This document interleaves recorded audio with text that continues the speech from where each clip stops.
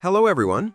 In this video, I'll explain how to transfer money from PayPal to Samsung Pay.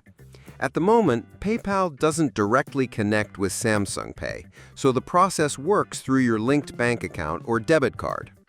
The first way is by moving your PayPal balance to your bank. Simply withdraw the funds from PayPal to your linked account.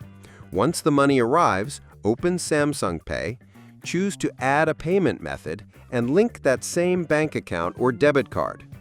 After linking, you can load funds into Samsung Pay or use that card directly through Samsung Pay to make purchases.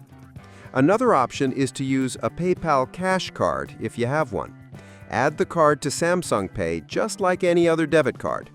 Since the card pulls money directly from your PayPal balance, it lets you use PayPal funds instantly within Samsung Pay for contactless payments.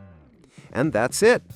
While there's no one-click transfer from PayPal to Samsung Pay, using your bank or the PayPal Cash card makes it easy to access your PayPal money inside Samsung Pay.